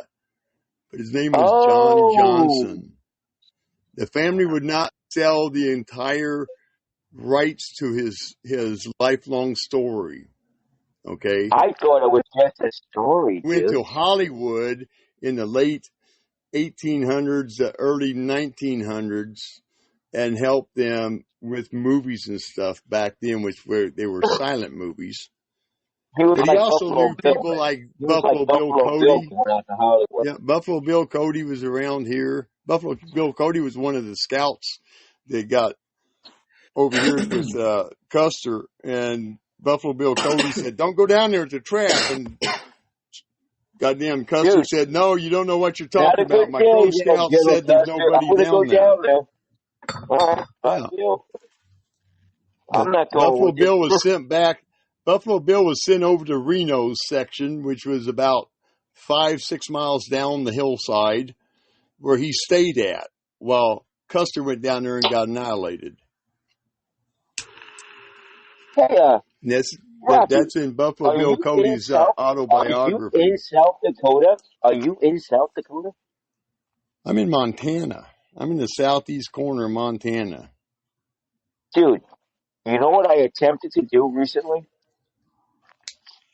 I have a 100-year-old U.S. geological book that's like a foot and a half by, it's like, I don't know, I don't know the dimensions, I'm just guessing. A foot and a half by like, I don't want to say foot and a half by 2 feet. And you flip Yep. through it, it's about the geological formations of the Black Hills, 1923. And in Yep. the back, there's all these cool maps, right? And I Yep. tried to donate it to how do you say the name? Is it Perry? Perry? Perry? To the Perez. capital of the Yeah. capital of South Dakota. Prairie? Oh, yeah, that's Pierre, South Dakota. Pierre. That's how you say it, Pierre. I called up their historical society. I said, I got this book and I don't want to sell it for $5 and have somebody cut all the maps out. Do you want it? I was going to donate it, right? And I actually had a person call me back who checked their inventory and they said, we already have one. If you Yeah. would like, one of you called Deadwood. They have another historical society up there, you know? Yep. Deadwood will probably take it if they don't have a copy already. Exactly. I mean, dude, it's a 100-year-old book. I don't know. They might have a copy. You know what I mean? Yeah. They might, but it's too cool. It's too cool to give away for $5. You know what I mean? Well, you can always donate it to any place around there that may have a local museum. Like we have one here, and they take in a lot of stuff from when this place was started. That's what I'm attempting to do, Rocky. I'm attempting to do that. You know what I mean? Well, I'll give you a name you can check if Deadwood doesn't pan out. Well, I actually have to admit I have not called Deadwood yet. I've not called. No, I'm just saying I'll give you a museum here that will probably take it because they do a lot of this stuff. It's called It's called Bighorn Historical Museum, Hardin, Montana. Bighorn. Very cool. Bighorn. Bighorn. Okay, Bighorn Historical Museum. I can get it from that? Yep. Yeah. You can actually Google it. It comes up on the Google. From where? What are you bringing that up for? Like, what are you guys talking about that place? What's there? Oh, I want to donate an artifact. Oh, really? Rico, I want to donate an artifact that I think should be saved from salvage. You know what I mean? Are you talking about your foreskin from birth? Oh no, that left me when I was a young child, Rico. Nice. Oh, the Bighorn County Historical Museum is closed right now. Actually, it is. It's closed at 5. Well, of course it is. It's closed at 5 my time. That was 2 hours ago. It is. Dude, the address is 1163 3rd Street, East Hardin, I'm not calling or mailing them tonight, Rico. Relax. And the zip code is 59034. The cool part is it sits on the reservation, on the Crow Reservation, because our town borders a reservation. So they're right off there because it's tax exempt property. I'm sort of committed to sending this book somewhere that is appreciated. You know what I mean? Yeah. There's a lot of people Custer's go to Last this because this museum is a tourist trap, especially around the Bighorn days when they have their big celebration here about summer days, the genocide of the Crow Indians. It says that what is Hardin, Montana famous for? It says the world famous Custer's Last Stand reenactment, one of Custer County's biggest annual attractions. Yep. That happens just over here to the west of me, about 4 or 5 miles. They got a place down there. What is Custer's Last Stand? I don't remember what that is. Custer got his ass whipped because he run into a... Custer's Last Stand is not in Montana? Yes, it is. Yeah. No way, is it? It's on the Little Bighorn. It's in the valley of the Little Bighorn, which goes. I always thought it was in South Dakota or North Dakota. No, he came from South Dakota. He came from a fort in South Dakota to come over here and kick the Indians up. And he had Crow Indian scouts, and he was going after the Arapaho, the Iroquois. I know the story. I know. Yeah. A whole bunch of Indian tribes came together to fight him in Reno, and oh gosh, I can't think of the other guy's name. There's another fortification or another patrol, I should say. Oh, Crow Indian, man, that's an amazing name. That. Crow Indian, I love a crow. Crow Indians have the largest Indian reservation in the United States. Yep, it says the reservation offers 2 mountain ranges. Hold on, Rico. Crow Indians were given the largest reservation. One of the things they were supposed to protect while they had that reservation was the Little Bighorn battlefield. Mm-hmm. and the grave where they dumped the bodies at after they brought them out of the damn river valley. Oh, I was in a unit their history goes back to 1862. They carried the bodies out of the Bighorn, or out of the Little Bighorn Valley, Wow. and dropped them off on the hill where the monument's at now, saying this is where they fought. No, I read the diary of the commander when I was in the 520th Infantry. And he dumped them because they'd been laying there for 7-8 days. And he got God. there, they backed him up, Stripped and started carrying them off. mutilated, All the bodies were stripped and mutilated. Well, no, they weren't stripped and mutilated. They were scalped. They were Okay, yeah, scalped. that's a mutilation. Custer That's a was the only mutilation. one that wasn't scalped because the chief who was in charge of that battle on the Indian side was Crazy Horse. And Crazy Horse told his warriors, do not scalp Custer because he felt like he was a fellow warrior. Well, yeah, let me add a little They bit could to that. scalp the shit out of them, and they did. But they drug them out of the valley, got to where they're at right now, dug a mass grave, and stuck them in there because they stank too bad, and it was screwing the horses up and making everybody throw up. Because we get high winds here, and they come from the west, and you're going east. You don't get away from it. Well, let me add to that. Let me add to what he was saying. For anybody who doesn't know what the Little Bighorn battlefield was, let me go ahead and read a paragraph here about this, because for historical sense, it says.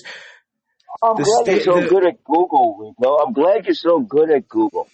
Well, no, thank you. Some of it passes in our head. It says.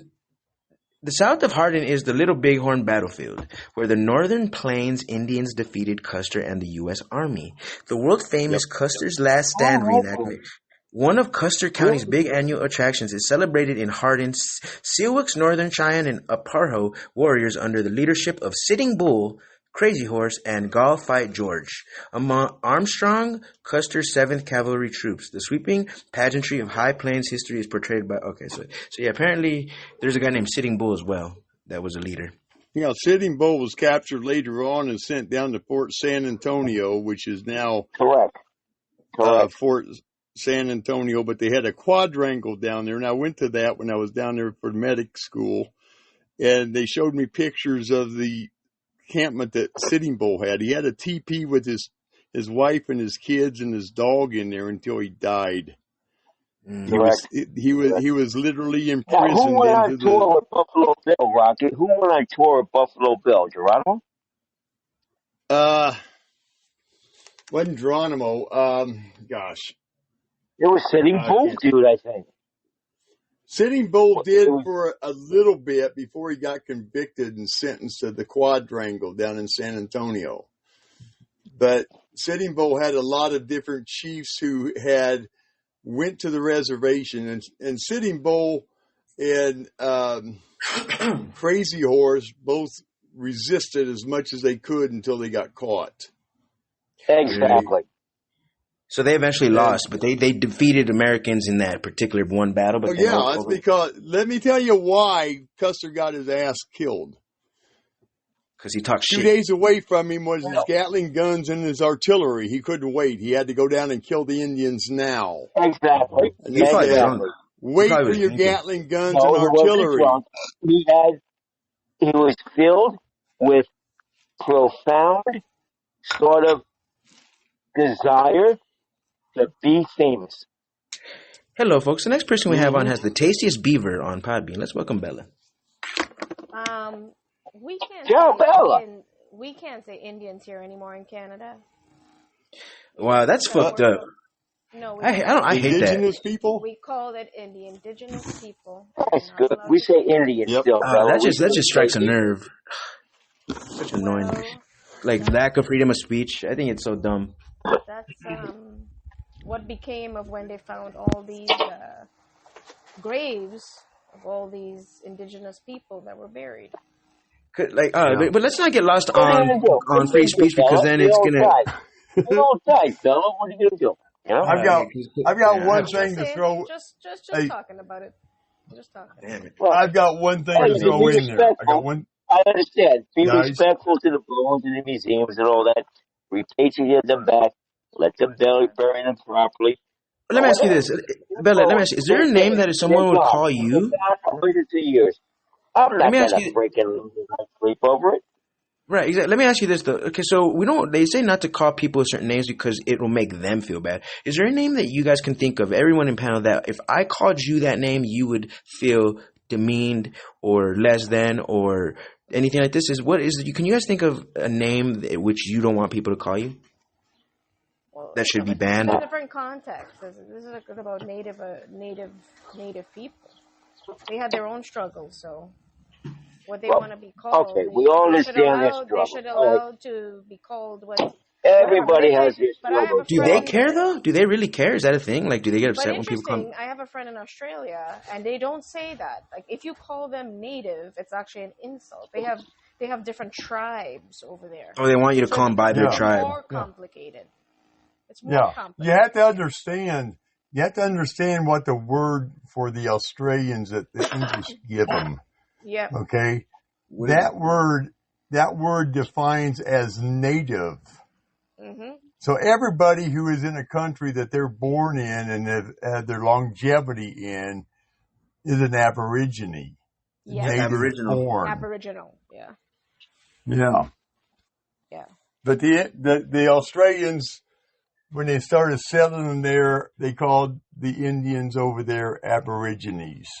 And I've known Aborigines. through my military career, I knew a couple of guys who were from the Aborigine tribes who were in the Australian Army. Okay. And they were great people.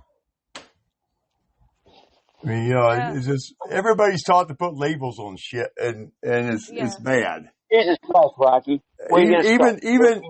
1492? our When Indians, Columbus came over with the smallpox? What are you gonna do? I'm not gonna fucking worry it about came from Europe. 1492. It came It's from like Fuck you that. Europe. can't. When It's they, like you It's can't it's say 500 anything years ago, dude. without being yeah, incorrect or hurting somebody's heritage yeah, or something. trying to demean 500 them. years ago, Bella. What the hell? But I'm oh not man, gonna I worry think it's about the it. topic.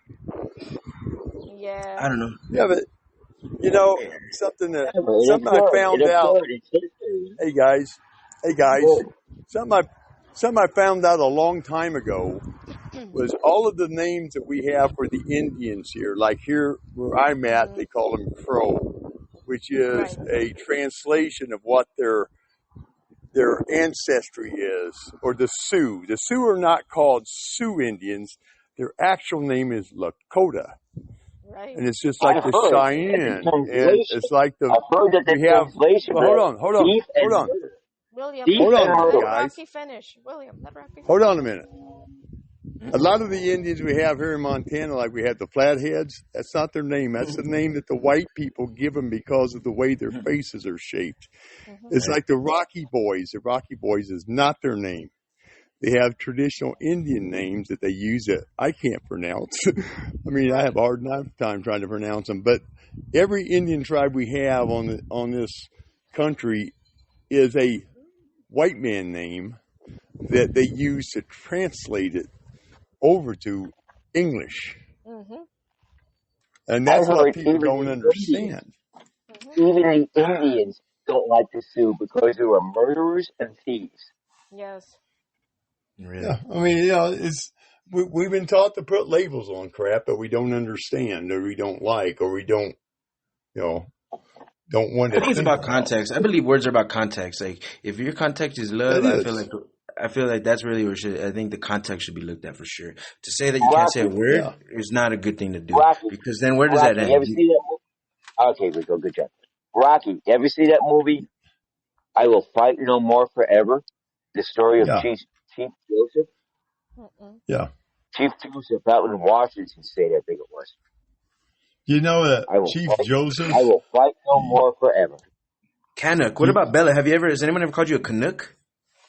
Yeah, Canuck is there. That's fine. That has See, nothing. exactly, but Good job.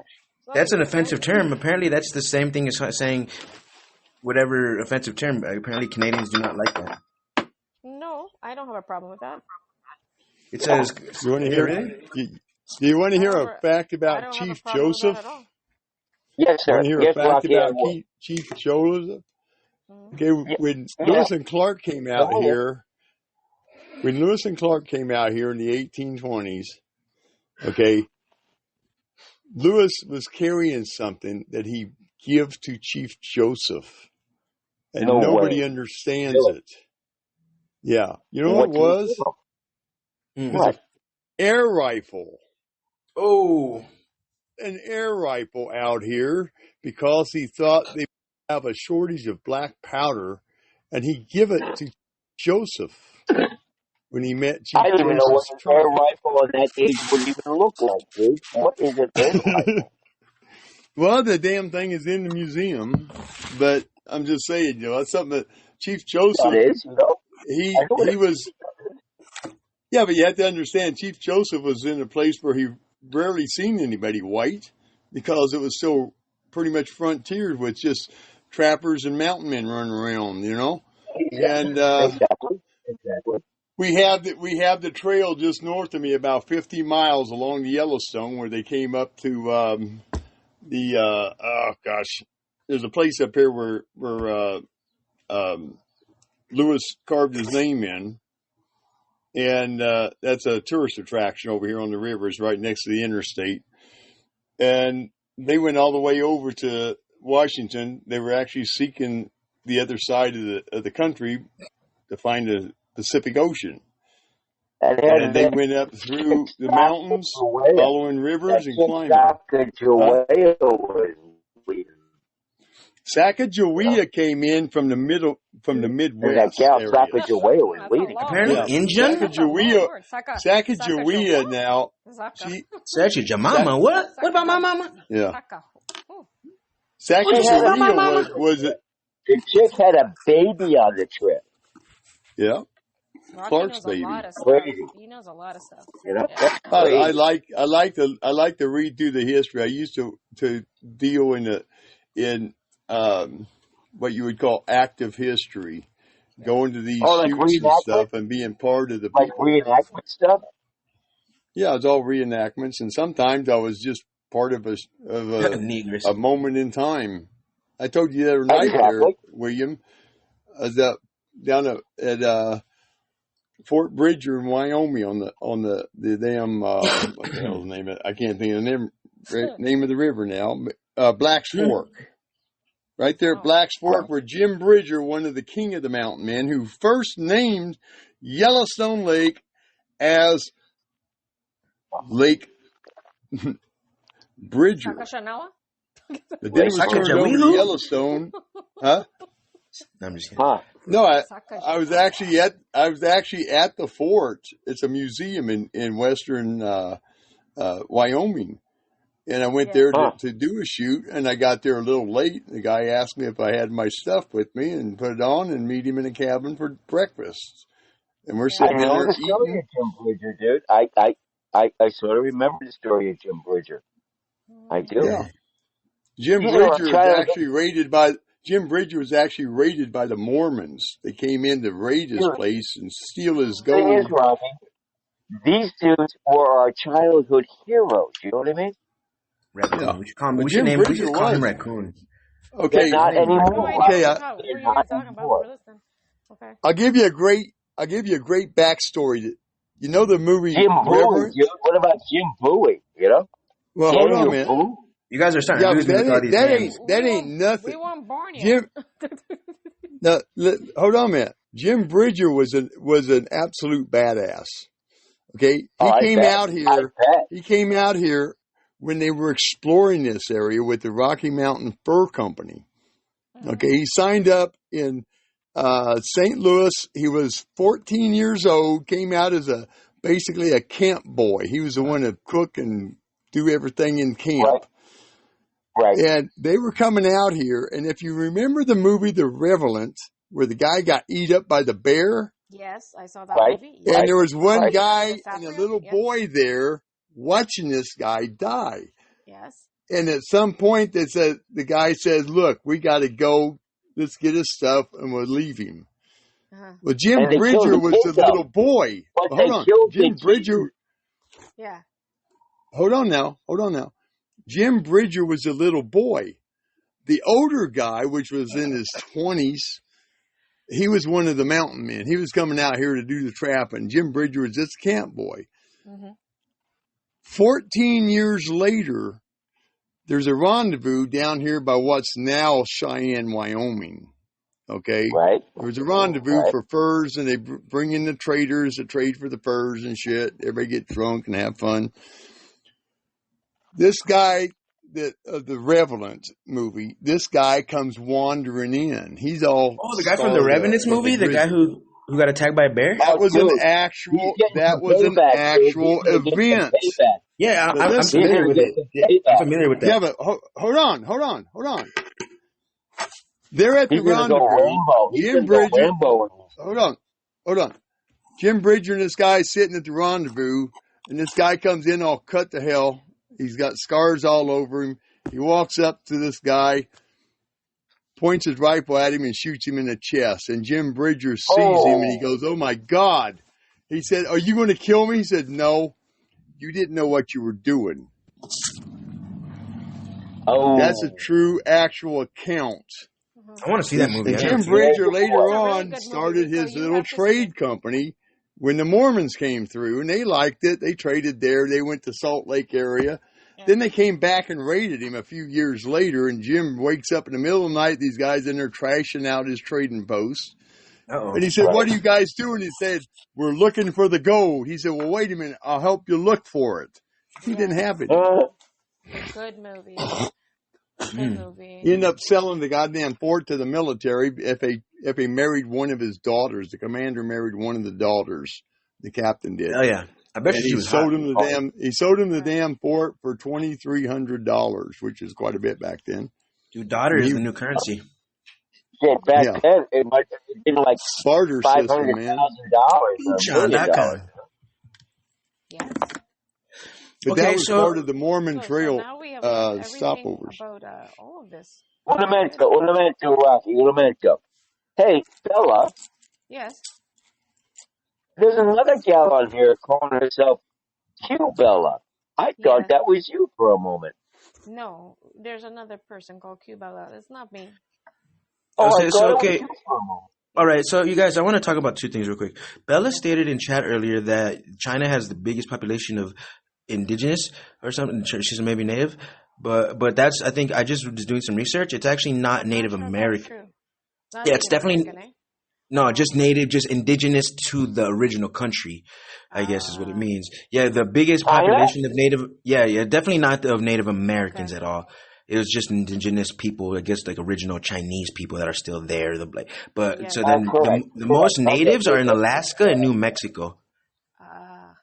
Yeah, and Mexico has more Native Americans than United States. Oh, wow. And, yes. Yeah, we got a lot here too in Canada. Really? Well, yeah, Alaska. That's why I said Alaska. I said Alaska is the number one. Yeah, most of it. Well, you don't know, Rico. Which is weird if you think about it. Owned the land prior to the Mexicans, and we took it from the Mexicans. Right. Well, you didn't take it all, though. Yeah, we took it. They still got a big country. That's gonna be. Oh, we stopped at the border. Thing. Yeah, we made a border, dude.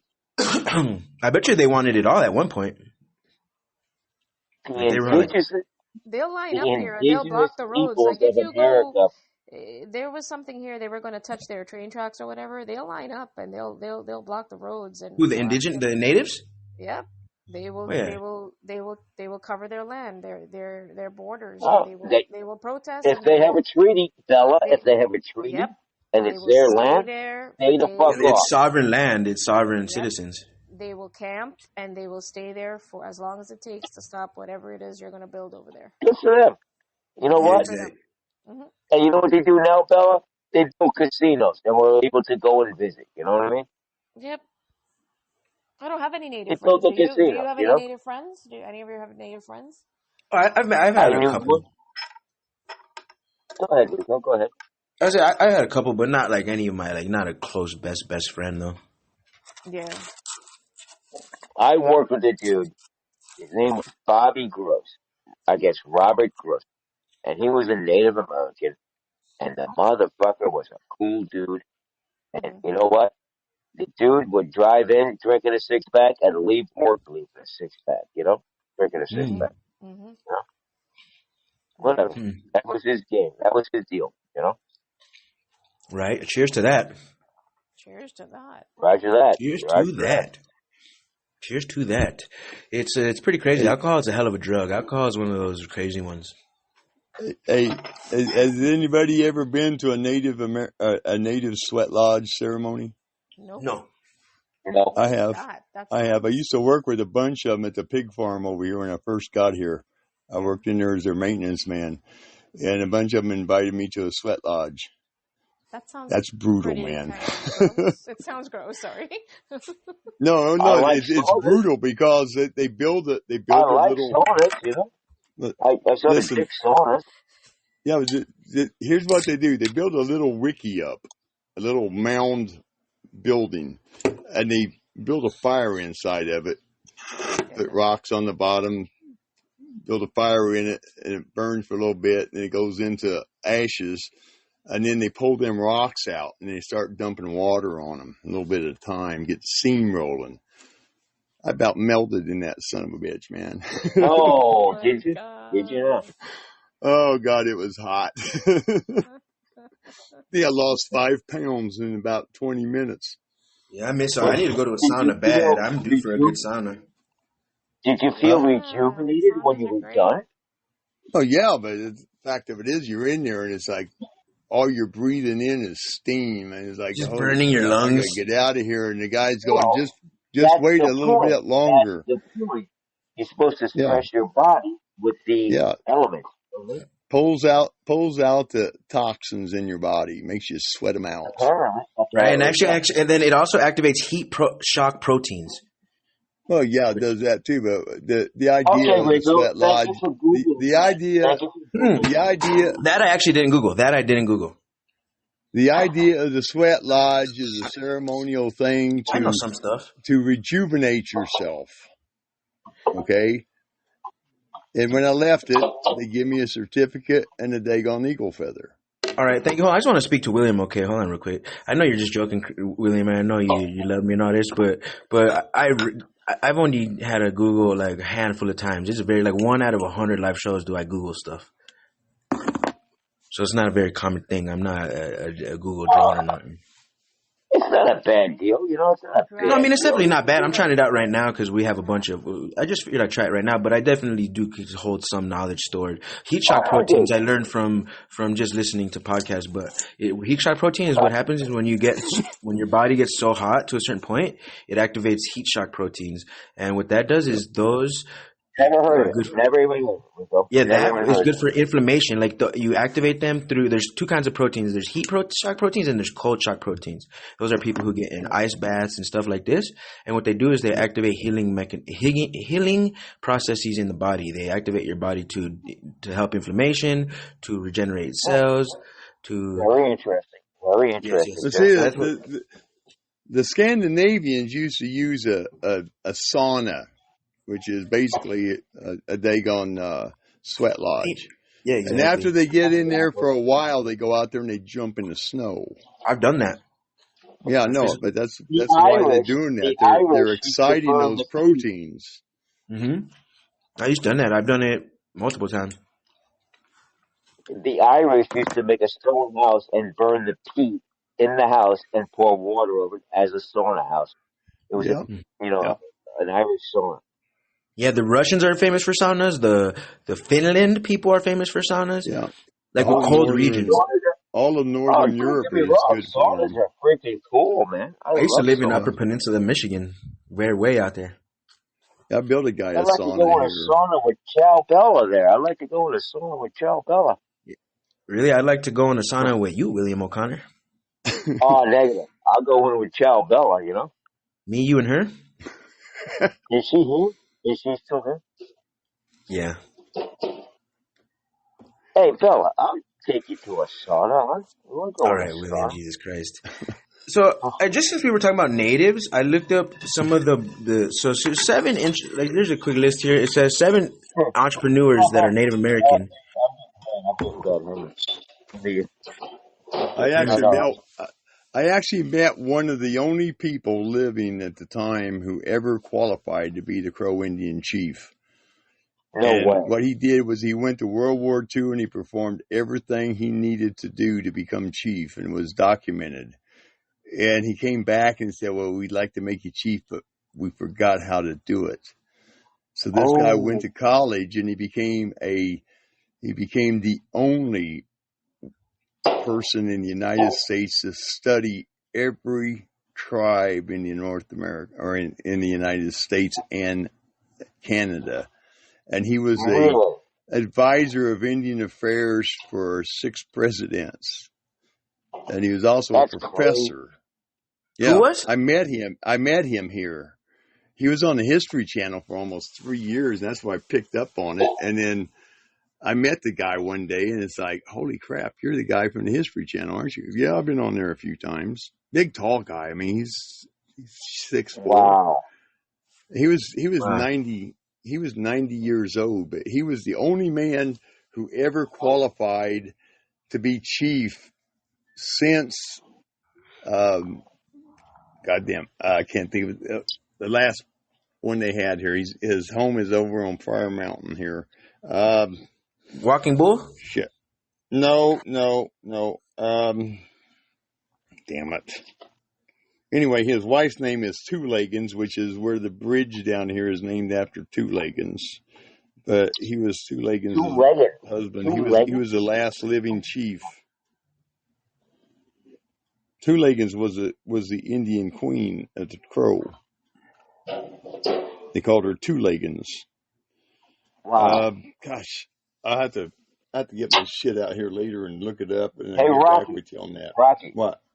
you remember that commercial when we were kids? It was the Indian dude paddling in the canoe. It was an anti-pollution commercial. Yep. And at the end, that dude has like a tear coming down his face. Yep. You know?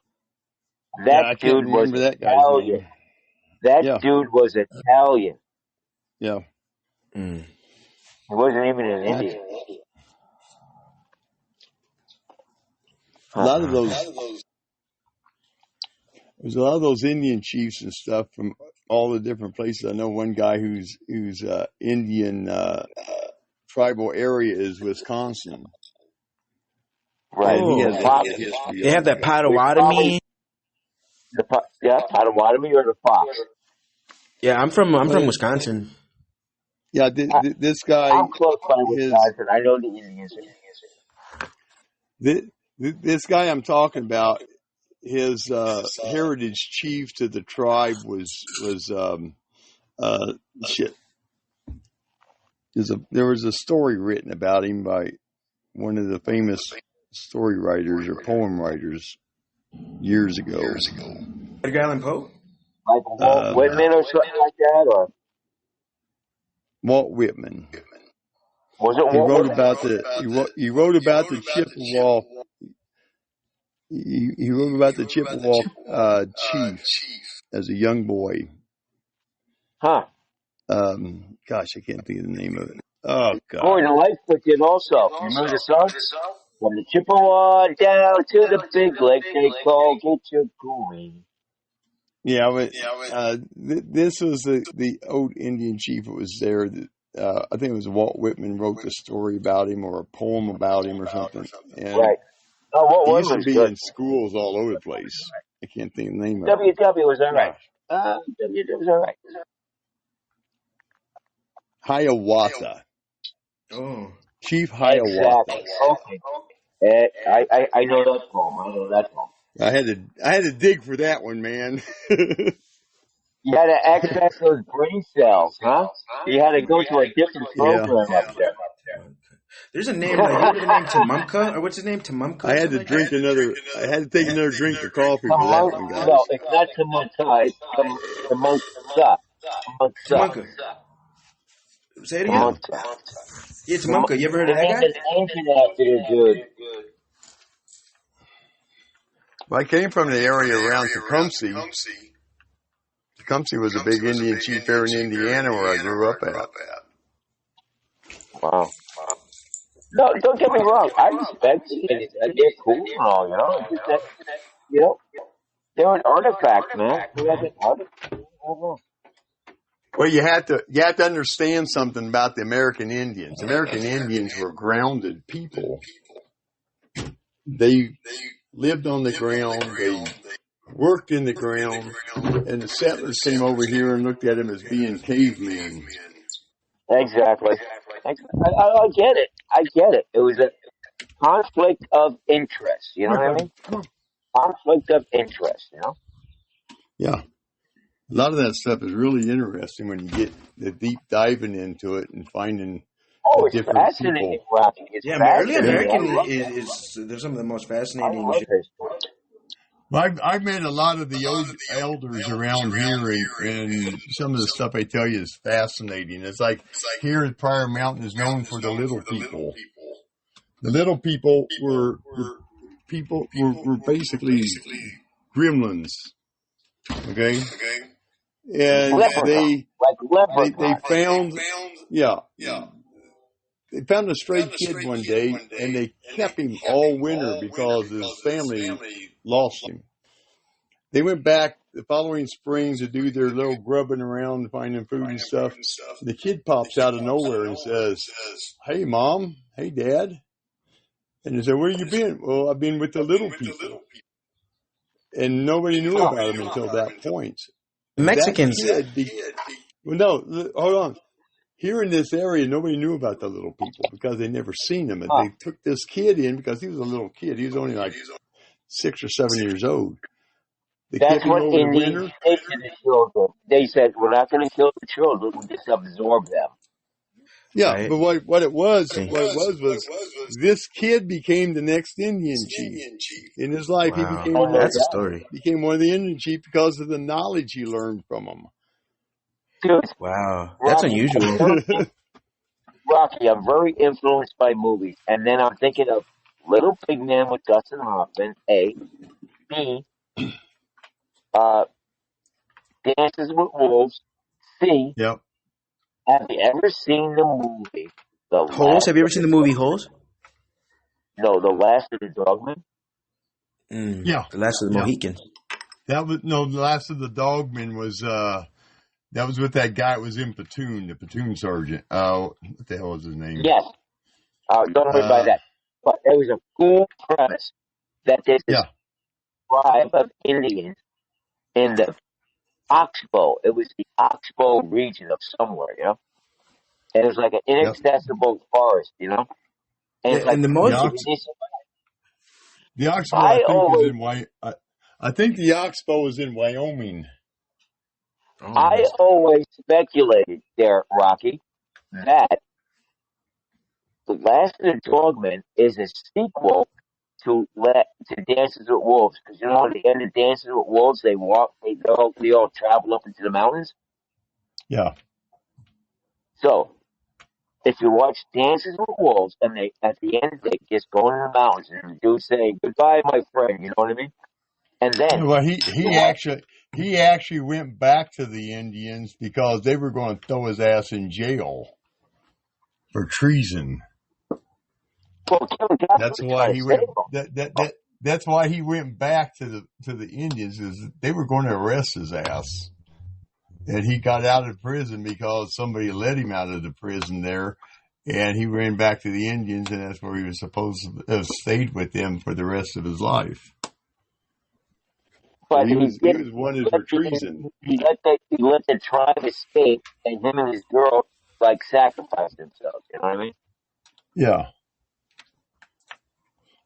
But a lot of people think that the American Indian came from Asia over the land bridge. No, it's black and Mexican. But they found DNA from some old bones that place them with blacks and with Europeans thousands of years ago.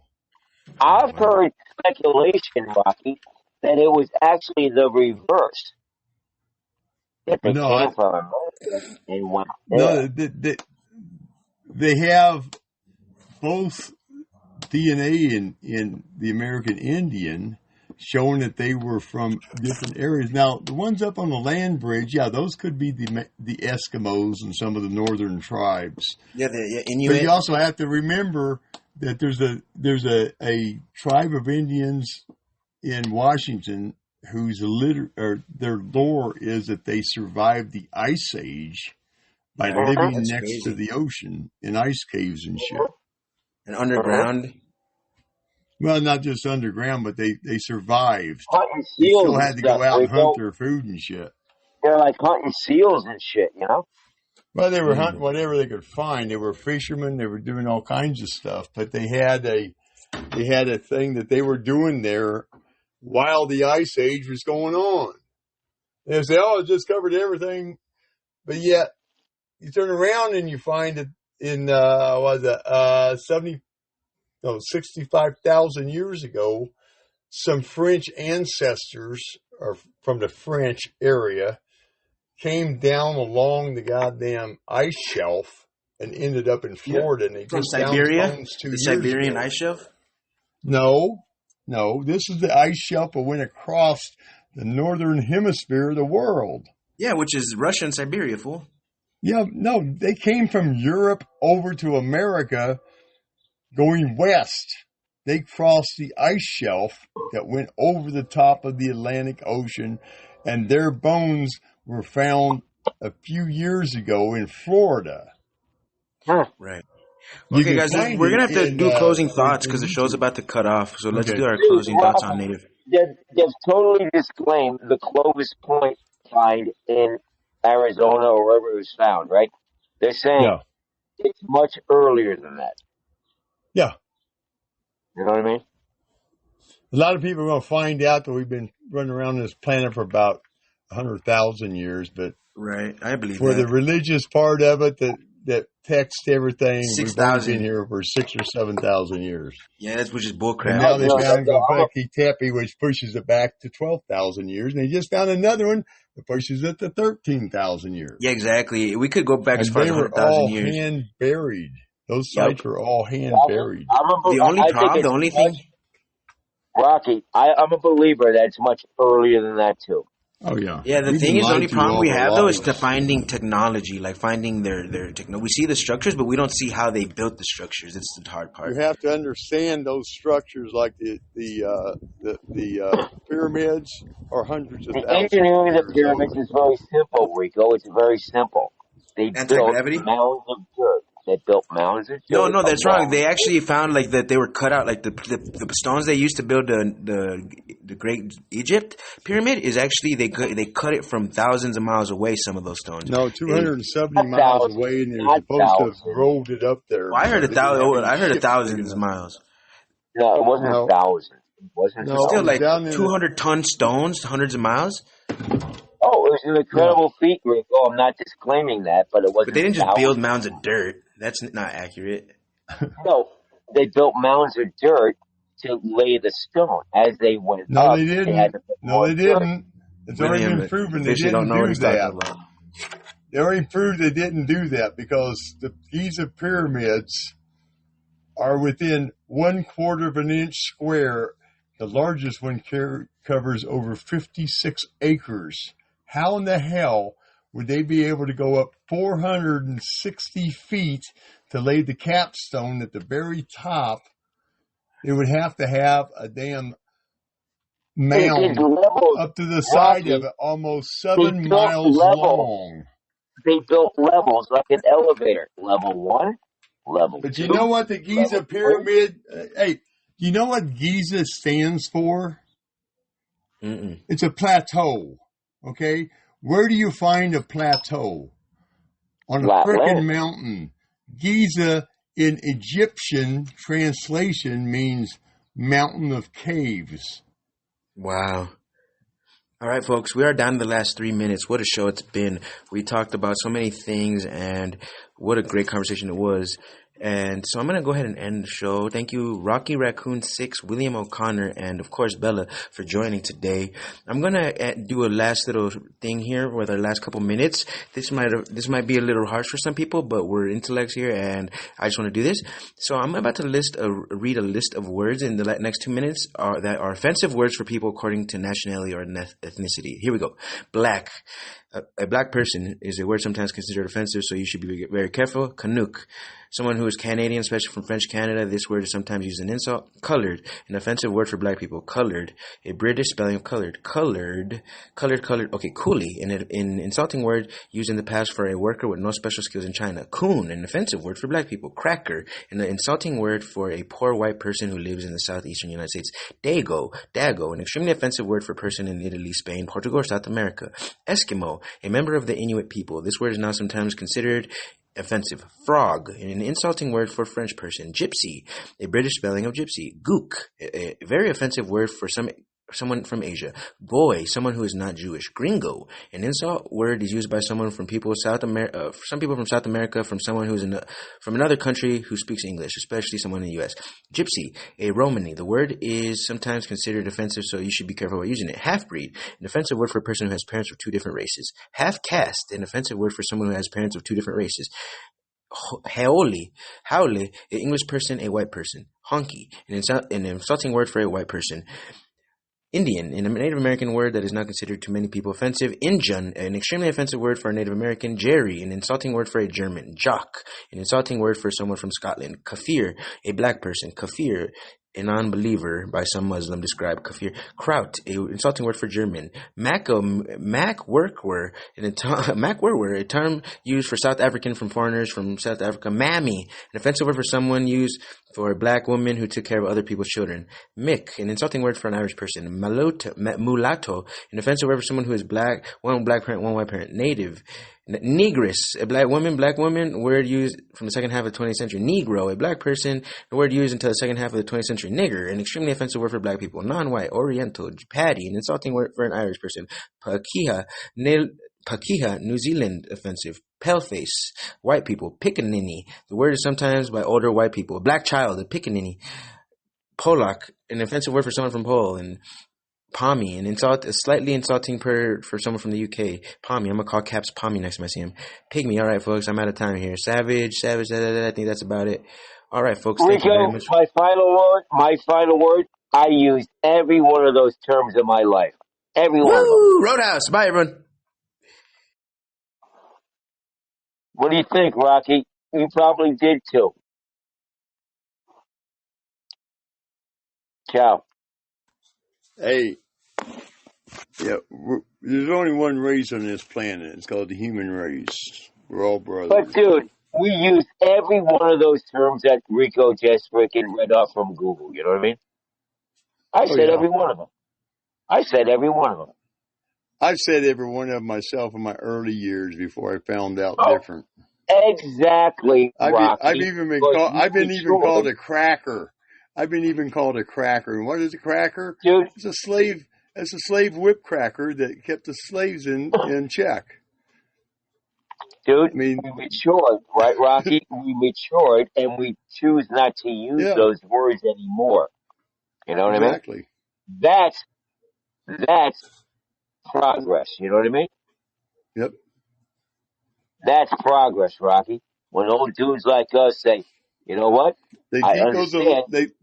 they keep those words alive to keep us divided. You know, that's Divide and conquer. exactly what woke means, Rocky. That's exactly what woke means. Yep. Oh, I don't want to use those words anymore. You know? I haven't used those words in a long time, man. Oh, dude, but I Years. used every one of them. Every one he read, I used. No. I said, yep, yep, yep, yep, yep.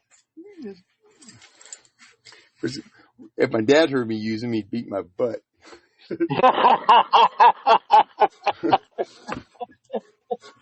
My dad pushed me a couple of times. I don't know. Yeah. Set me down the Rico steps shut down. once, man. Jesus Christ, set me flying down the steps one night. Yep. There it goes. But it was a reason. I came home drunk. You know, I came home drunk. You know what I mean? Yep. I gotta go. I gotta take care of my dogs here. Rocky, it was actually very pleasant catching up with you. Okay, All right. Been good. I Been enjoyed it, good. and Yeah, I hope we talk again. Okay, bud. we will. Roger that. See you later.